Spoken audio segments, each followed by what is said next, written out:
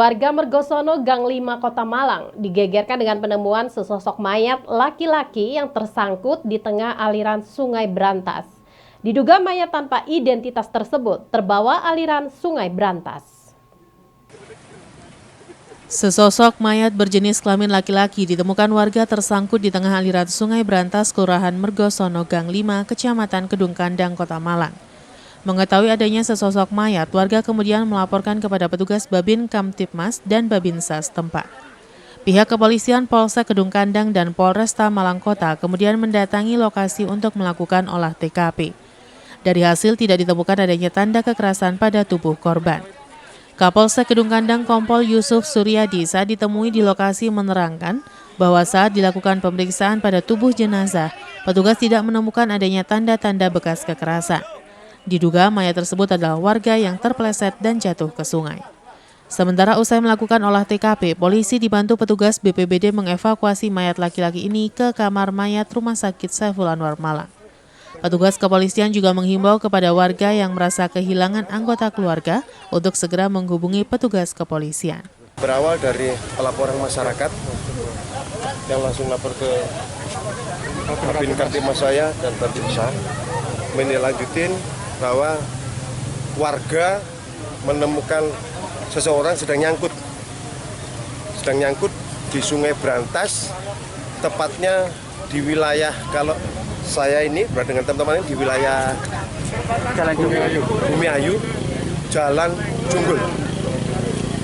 Saat kami menerima laporan juga saya langsung menghubungi RJT, BPBD, PMI, dan tim relawan. Seperti Bapak-Bapak ketahui tadi, langsung kami kerjasama dan bisa kita evakuasi karena di tengah-tengah sungai.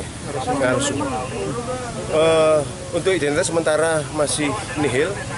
Segera kami akan koordinasi dengan aliran sungai yang terlalui tadi, mulai dari masing-masing kecamatan Kedung ada, kecamatan Belimbing ada, dan Kecamatan Lowaru ada. Ini akan kami konfirmasi kepada Babin Kamtibmasnya, barang siapa ada warganya yang belum pulang, belum kembali, berkenan koordinasi dengan tim di rumah sakit jenazah, akan kami bantu sepenuhnya untuk pengambilan.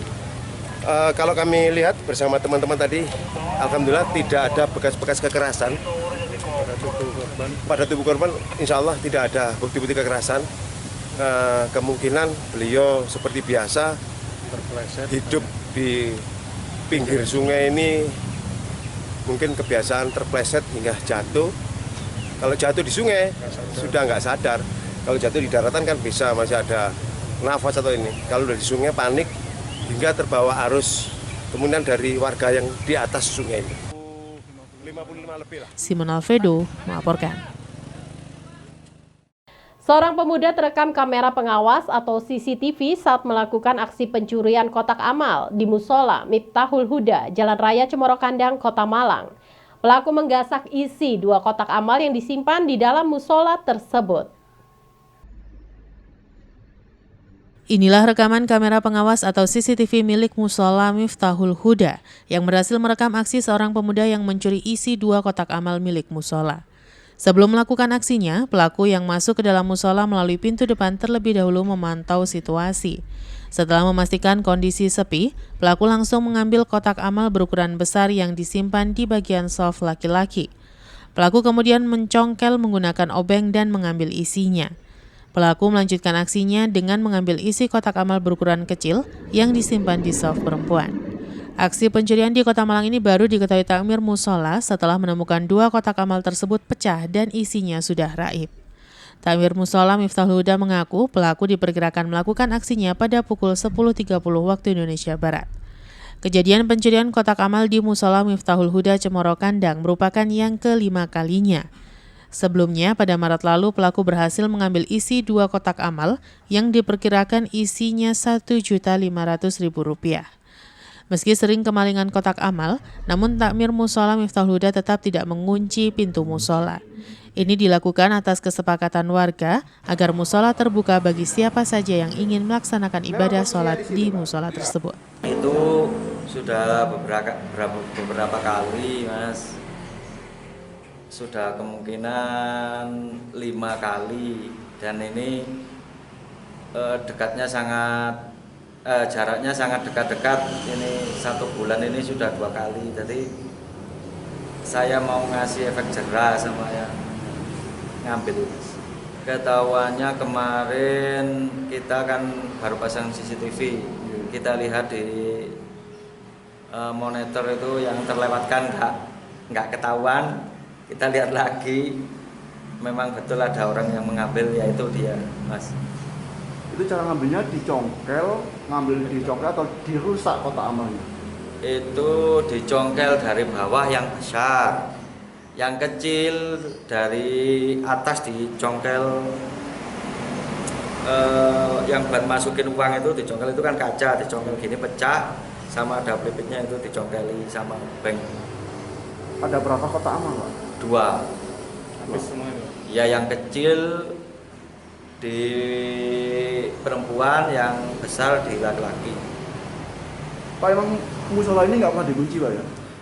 Kan kita di sini kan musyawarahkan sama warga atau yang jamaah di sini.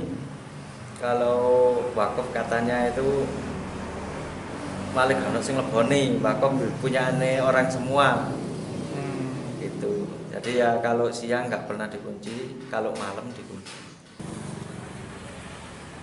Simon Alfredo melaporkan.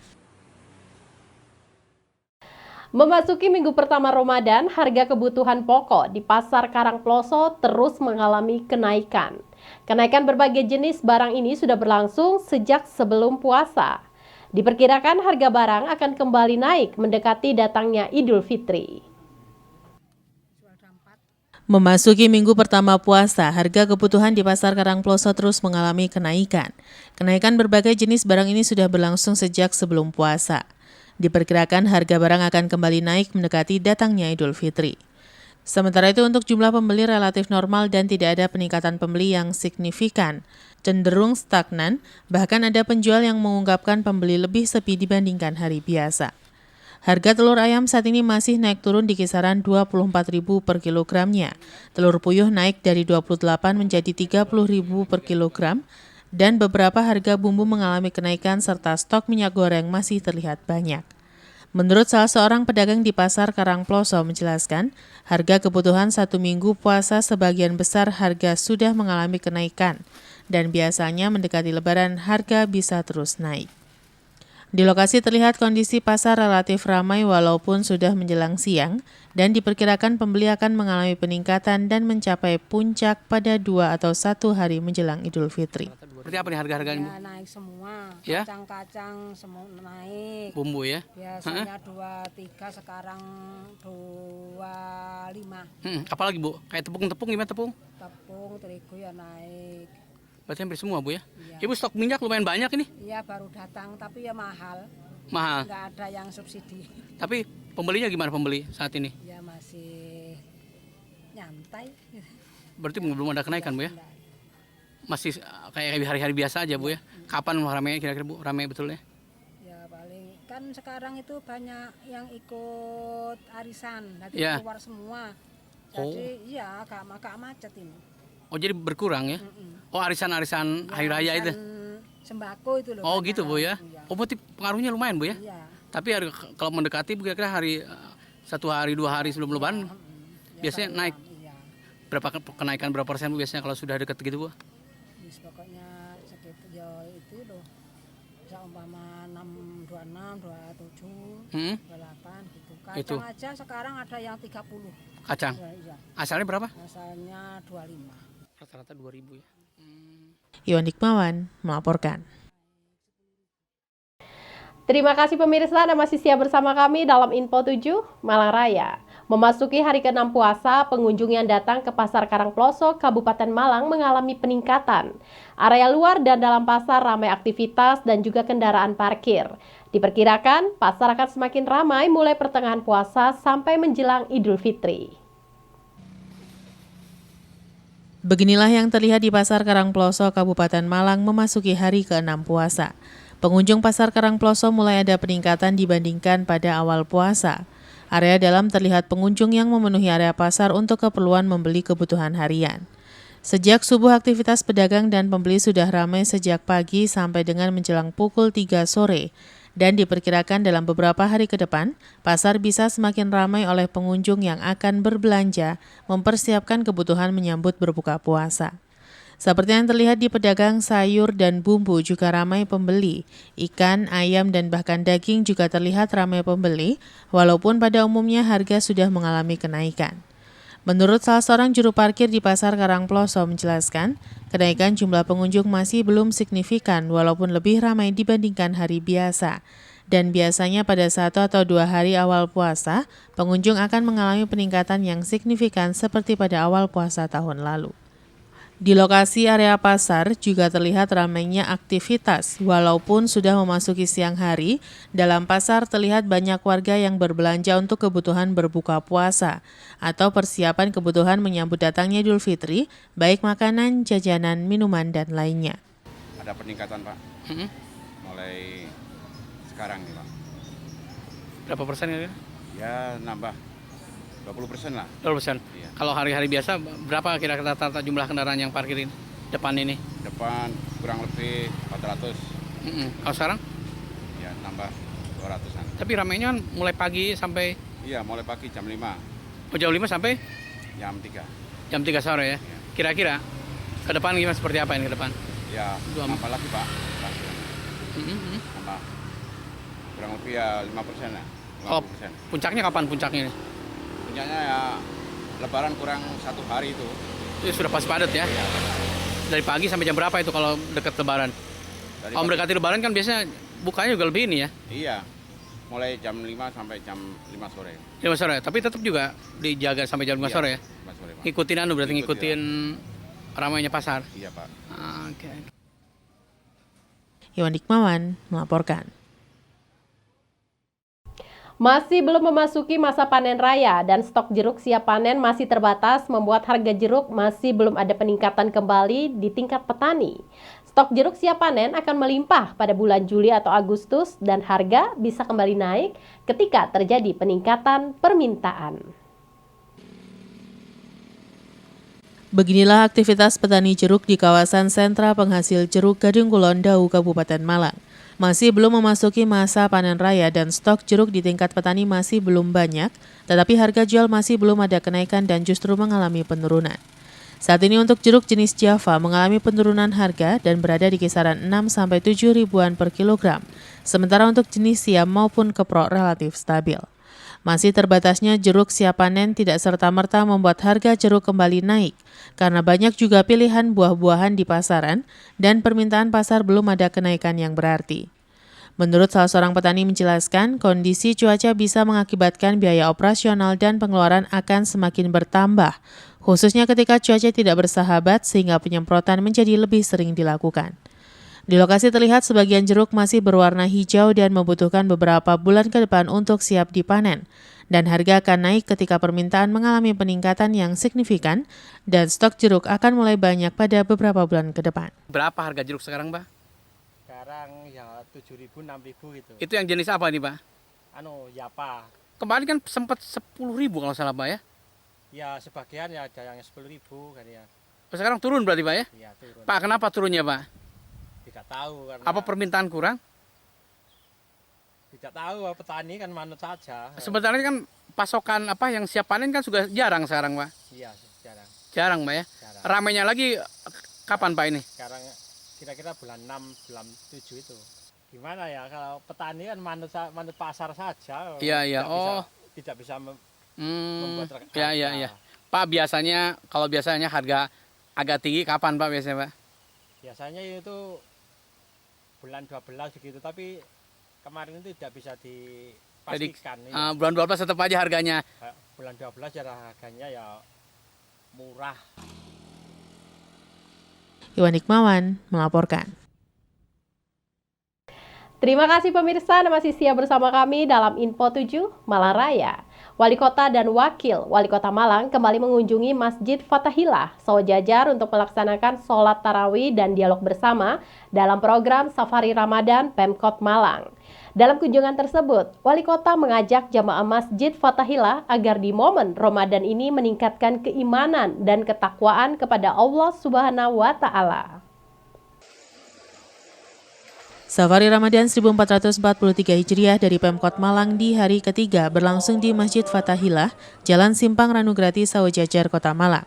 Wali Kota dan Wakil Wali Kota berkunjung ke Masjid Fathahillah dan melaksanakan sholat tarawih bersama jamaah masjid. Wali Kota juga mengajak para jamaah agar lebih meningkatkan keimanan dan ketakwaan kepada Allah Subhanahu wa Ta'ala. Wali Kota Haji Sutiaji, Wakil Wali Kota Malang Sofyan Edi Jarwoko, Sekda Kota Malang dan Kepala OPD di Pemkot Malang, Kamis malam mendatangi Masjid Fathahillah Jalan Simpang Ranugrati, Sawojajar untuk melaksanakan sholat tarawih dan dialog bersama jamaah Masjid Fathahillah. Para pejabat di Pemkot Malang ini melaksanakan sholat isya dan sholat tarawih berjamaah.